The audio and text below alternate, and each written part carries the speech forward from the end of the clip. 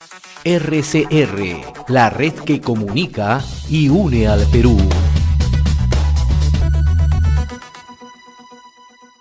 Ayer la Defensoría del Pueblo presentó un informe supervisión al Poder Ejecutivo en relación con la libertad de prensa, ¿no? Donde determina que el Ejecutivo ha vulnerado los estándares sobre la libertad de expresión e información, ¿no? Vamos a conversar sobre este particular. Ya estamos en contacto y le agradecemos la amabilidad que tiene con RCR, Red de Comunicación Regional, el doctor Abraham García. Él es adjunto para asuntos constitucionales de la Defensoría del Pueblo. Doctor García, qué gusto saludarlo. Gracias por atender la comunicación. Muy amable. Muy buenos días, señor José Armando. ¿Cuáles son los principales alcances de este informe de supervisión que ha realizado la Defensoría del Pueblo, donde se determina que el Ejecutivo ha vulnerado los estándares sobre libertades de expresión e información? La Defensoría ha hecho una supervisión a los 120 días de gobierno, los primeros 120 días de gobierno del Ejecutivo en su relación con la libertad de prensa.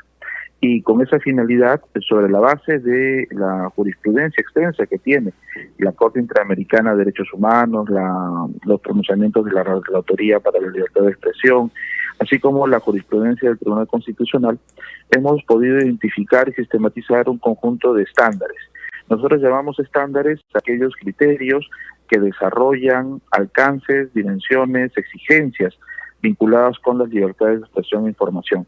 Y así hemos identificado y establecido 8 estándares sobre la base de los cuales hemos aplicado a diferentes hechos que han sido de público conocimiento durante estos 120 primeros días de gestión, con la finalidad, ¿no?, de poder establecer cómo es que estas actuaciones que nosotros hemos estimado de hostilidad, de agresión, de no respeto por pluralidad, de no garantía de independencia, deben de corregirse por parte del Ejecutivo con la finalidad de ser respetuosos de los derechos de información y expresión de acuerdo a las obligaciones que tenemos como Estado, tanto de manera interna como internacional. Ahora, de acuerdo a la propia Defensoría, doctor García, ¿no?, todo acto de gobierno debe implicar un acto de comunicación, ¿no?, de acercarse a la población de manera transparente. De esa perspectiva y siguiendo el informe de supervisión que han realizado ustedes, eso no se está cumpliendo. Nosotros hemos apreciado que, por ejemplo, específicamente hay una renuencia, una omisión a no dar declaraciones o conferencias de prensa. Y vemos que, de acuerdo a nuestros estándares, esto no solo significa una posición específica de una situación de gobierno, sino que termina lesionando el derecho de la ciudadanía a conocer. Es importante resaltar que aquí la preocupación de la Defensoría es la de promover los mayores alcances de la libertad de información y expresión. Recordemos que este derecho no solamente consiste en comunicar hechos de interés, de relevancia pública, sino en el derecho de la ciudadanía de conocer. Y es allí donde se necesita que haya un mayor escrutinio público, ¿no? Recordemos que este tema también se vincula con otro estándar muy importante, que es el de mayor tolerancia, ¿no?, en el caso de los funcionarios públicos. Hay un umbral de mayor tolerancia frente a la crítica, frente a los comentarios que pueden resultar incómodos, porque detrás está un tema de interés público que requiere ser conocido por la ciudadanía para que se encuentre debidamente informada, ¿no? La sociedad democrática requiere los mayores niveles de información, comunicación, transparencia, pluralidad. Y en este informe de supervisión no solamente ustedes están tomando en consideración el accionar del presidente de la República, sino de altos funcionarios del gobierno, entre ellos ministros de Estado. ¿Por qué le traigo a colación este tema, no? Ayer, justamente cuando ustedes han presentado este informe de supervisión, hay declaraciones, y se lo voy a mencionar, de la ministra de Trabajo y Promoción del Empleo, Betsy Chávez, ¿no? Le preguntan, ¿cuál es la razón por la que el gobierno no tiene una fluida relación con la prensa? ¿Y qué responde ella, no? Es porque el jefe de Estado tiene una relación un poco tormentosa con la prensa desde la campaña. ¿Esa es una respuesta adecuada? No me gustaría calificar la situación política en sí, pero lo que puedo señalar es que es importante establecer una diferencia entre la campaña electoral que terminó y los deberes que se tienen como gobierno respecto del Estado, ¿no? El Estado, quienes son altos funcionarios, ya no están en campaña electoral y por lo tanto tienen que actuar en consonancia con las obligaciones que el Estado tiene, tanto en términos constitucionales como internacionales respecto de las garantías de libertad de información y expresión. Se debe en ese sentido establecer una línea de diferencia y ya pensar también que la época de la campaña electoral pues terminó y que estamos ahora en una situación de gobierno. Ahora, sin pedirle una apreciación política, yo entiendo la condición suya, pero sí le pido en esa línea de análisis que nos ilustre un poco lo que pasa en otros países de la región. ¿Es normal que un presidente de la República mantenga silencio durante 4 meses en ejercicio ya de su gobierno? Probablemente se pueda aceptar en campaña por estrategias políticas, etcétera, pero ya en pleno ejercicio, primer mandatario de la nación. ¿Es normal? ¿Esto cómo se mira dentro de los estándares internacionales? De acuerdo a los estándares internacionales, el Estado debe producir información, debe buscar la transparencia y nosotros tenemos aquí un estándar que es muy importante, que es el primero, que tiene que ver con la garantía de la libertad de expresión como fundamento de toda la democracia, ¿no?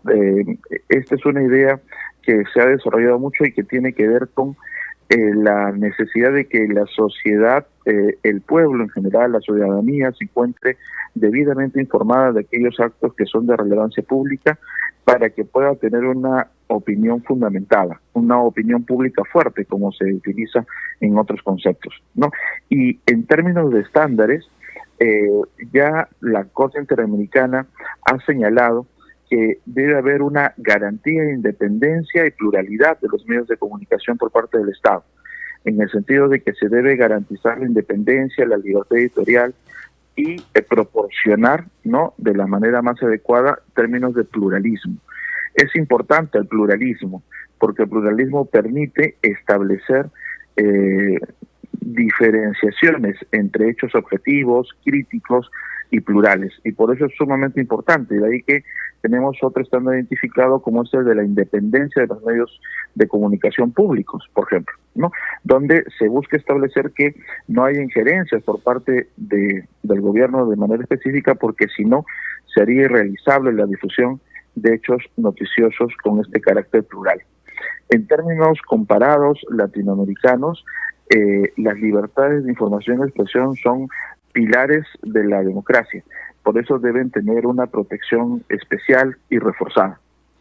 Ahora, también en el mismo informe, y cito lo que ustedes detallan, dice que el ejercicio de la libertad de prensa en el país se desarrolla en un ambiente hostil por la diversa dificultad que los miembros del Poder Ejecutivo imponen a su ejercicio, ¿no? Entonces, en esas circunstancias, ¿cómo es que la prensa puede ejercitar su trabajo?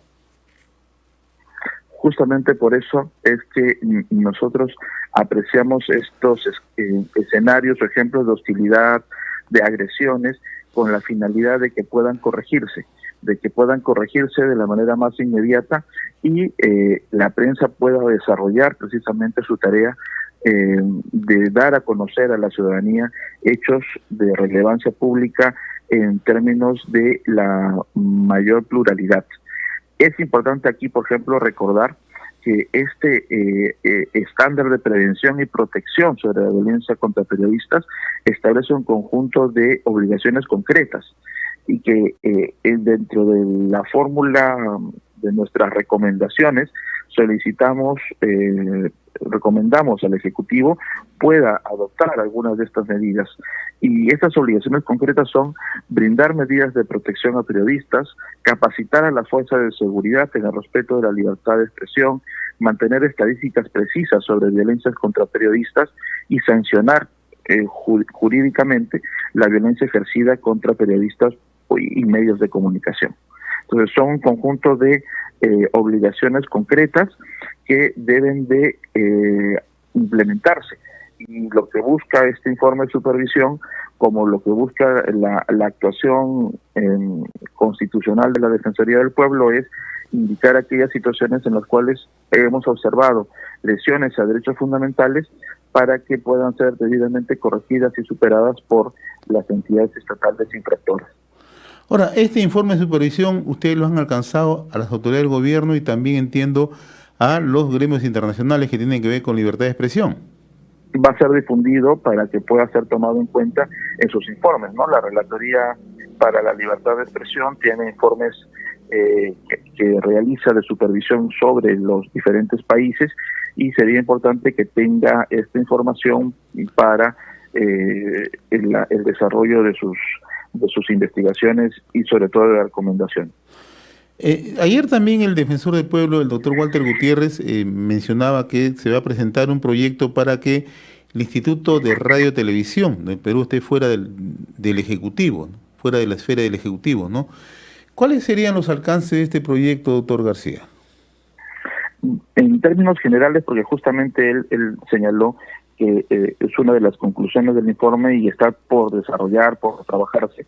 Lo que se busca es, utilizando algunas fórmulas comparadas, tratar de dotarle de mayor autonomía al Instituto de Radio y Televisión del Perú, con la finalidad de que pueda cumplir de una mejor manera, una manera más cercana, con el estándar no de independencia de los medios de comunicación públicos, buscando no que la transmisión de hechos noticiosos sean objetivos, críticos y plurales.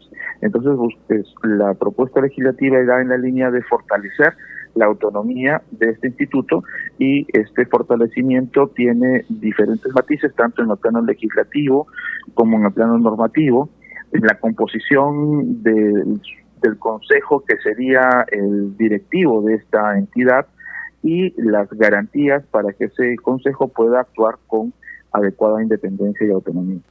Finalmente, en el informe, doctor García, se toca el aspecto del accionar de los medios de comunicación desde sus diferentes ópticas, o sea, si tienen una posición, digamos, de enfrentamiento constante con el gobierno o están cumpliendo su labor informativa. El informe está vinculado a la supervisión, en este caso específico, de el Poder Ejecutivo en su relación con la prensa.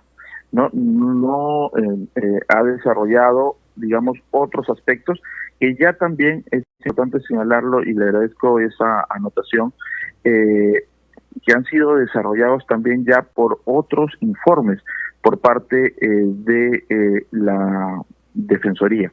Si me permite solamente la mención, tenemos que ya, por ejemplo, en el caso con ocasión de nuestro informe especial vinculado con la supervisión electoral tras los procesos de primera y segunda vuelta, ¿no? La Defensoría señaló que hubo algunos medios de comunicación que mantuvieron una parcialización respecto de algunos candidatos, y que esta conducta fue rechazada inclusive por el Tribunal de Ética del Consejo de la Prensa Peruana. Eso lo dijimos en el informe especial 8/2021, ¿no? Entonces, ya ha habido un pronunciamiento, pero en este caso, básicamente, se trata de una supervisión al Poder Ejecutivo. Doctor Abraham García Chávarri, adjunto en Asuntos Constitucionales de la Defensoría del Pueblo, ha sido un gusto conversar con usted. Le agradezco la gentileza, muy amable, buen día. Muchas gracias.